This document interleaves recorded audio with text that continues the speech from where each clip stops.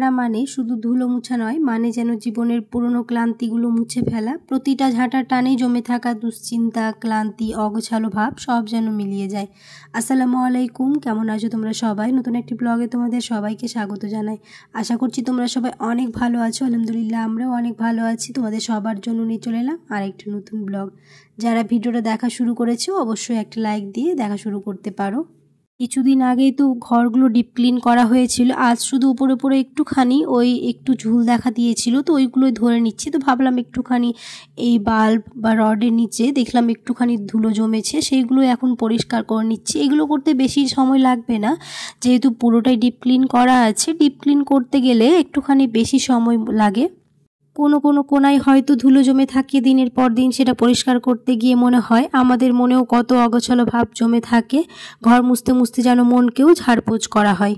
বাড়িতে যখন একটুখানি ঝুল দেখতে পাওয়া যায় তখন মনে হয় কেমন মনটা যেন অস্থির অস্থির মনে হয়, কতক্ষণে ঝুলটা ধরা হবে সেই ভাবনাটাই থেকে যায়। তো একটুখানি ওই সিঁড়ির কর্নারগুলোতেও দেখেছিলাম ঝুল, তো ভাবলাম ঘরের সাথে সাথে এইগুলো একটুখানি ঝুলগুলো ধরেই নিই। তার উপর এইগুলো একটুখানি না মুছে দিলে আবার কেমন ধুলো পড়ে যায়। ঝুলের নিচে লুকিয়ে থাকে আমাদের ছোটবেলার স্মৃতি, মায়ের রান্নাঘরের গন্ধ, বাবার হাসি আর সেই পুরনো দিনের গল্প। আজ সেগুলো পরিষ্কার করতে গিয়ে মনে হয় যতদিন আমরা ঘরকে ভালোবাসবো ততদিন এই ঘরও আমাদের ভালোবাসা ফিরিয়ে দেবে।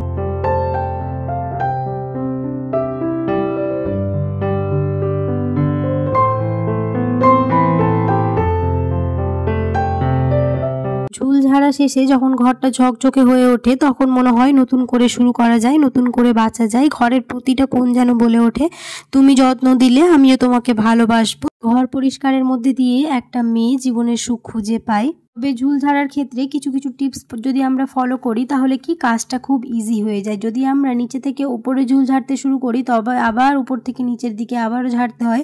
তার জন্য সবসময় উপর দিকটাই চেষ্টা করা হয়, প্রথমে সিলিং ফ্যান থেকে, তারপর নিচের দিকে করতে হয়, তারপর মেঝে। তো যেহেতু সিলিং ফ্যানটা তো কিছুদিন আগেই পরিষ্কার করা হয়েছে তার জন্য আর ওইগুলো ক্লিনিং করিনি, শুধুমাত্র একটুখানি কর্নারগুলো আর ওপরে রড বাল্ব এগুলোর নিচে একটুখানি ধুলো জমেছিল সেইগুলোই পরিষ্কার করে নিয়েছি। তবে এই ঝুল ঝাড়ার ক্ষেত্রে যদি খুব বেশি ঝুল থাকে বা ধুলো থাকে, যখন ডিপ ক্লিনিং করতে হয় তখন কি করতে হবে, একটু হালকা ভেজা কাপড় ব্যবহার করলে কি তাহলে ধুলোটার চারদিকে ছড়াবে না, আর কাপড় দিয়ে মুছলে ধুলো আটকে যাবে। আর তার জন্য চেষ্টা করতে হবে যে একটুখানি হালকা ভিজে কাপড় দিয়ে ক্লিন করে নিতে।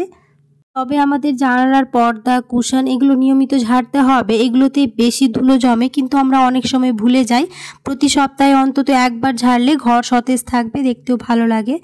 আর কোণার দিকেও খেয়াল রাখতে হবে, ঘরের কোণা, দরজার ফ্রেম, সুইচ বোর্ডে সবচেয়ে বেশি ধুলো জমে। ছোট ব্রাশ বা পেইন্ট ব্রাশ দিয়েও এগুলো ঝাড়া যায়। তবে প্রতিদিন যদি 10 মিনিট বের করে একটুখানি উপরে ঝেড়ে নিই তাহলে কি ডিপ ক্লিনিং করার সময় আর মাথাটা খারাপ হয় না। আজ সোফার ওপরের কভারটা চেঞ্জ করে দিয়েছি, ওইটা আবার উঠিয়ে রেখে দিয়েছি কেচে।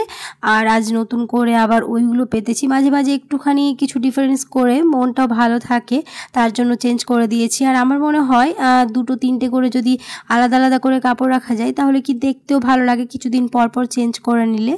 ঘর বাড়ি পরিষ্কার পরিচ্ছন্ন এগুলো তো থাকবেই, তার মাঝে মাঝে একটুখানি আমাদেরও নিজেদের জন্য একটুখানি সময় বের করে নিয়ে সবার পছন্দ মতো একটুখানি খাবার বানাতে সব মায়েরাই খুব ভালোবাসে। তো এদিকে আমার মা বানাচ্ছে হচ্ছে লাড্ডু।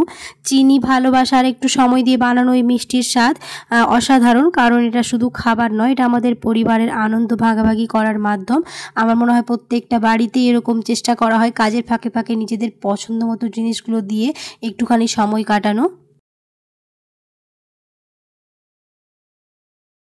সন্ধে নামার সময় মা মেয়ের গল্প জমে উঠল। গরম গরম পাস্তা আর 1 কাপ চায়ের সাথে এই ছোট ছোট সময়গুলোই জীবনের আসল সম্পদ। হয়তো বাইরে অনেক কোলাহল, কিন্তু ঘরের ভেতর এই হাসি আনন্দই আমাদের সবচেয়ে বড় আশ্রয়। খাবার বানানোর সময় একটুখানি ডিশ আউট করে নিলে কি খাবারটা যেমন দেখতে ভালো লাগে তেমনই খাবার স্বাদটাও যেন দ্বিগুণ হয়ে যায়। তো একটুখানি খাবার বানানোর পরে টেনশানে পড়ে যায় যে কোন ডিশটাই খাবারগুলো সার্ভ করলে দেখতে ভালো লাগবে, তার জন্য এই ট্রেটা আজ বের করেছি। তবে পাস্তাটা অপূর্ব সুন্দর লাগছে এই ট্রেটাতে সাজানো, আর তার সাথে গরম গরম এই চা, দুর্দান্ত কম্বিনেশন ছিল।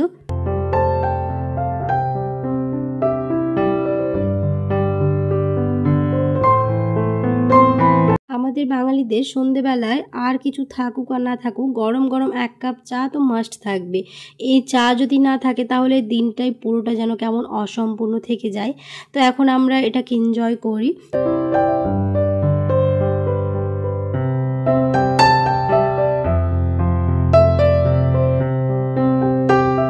দিন শেষে মনে হলো জীবন মানে বড় কিছু নয়, ছোট ছোট মুহূর্তের মেলবন্ধন, মা মেয়ের হাসি, একসাথে খাওয়া, গল্প করা আর আলোয় ভরা একটা ঘর, এই সবই তো আমাদের সত্যিকারের সুখ।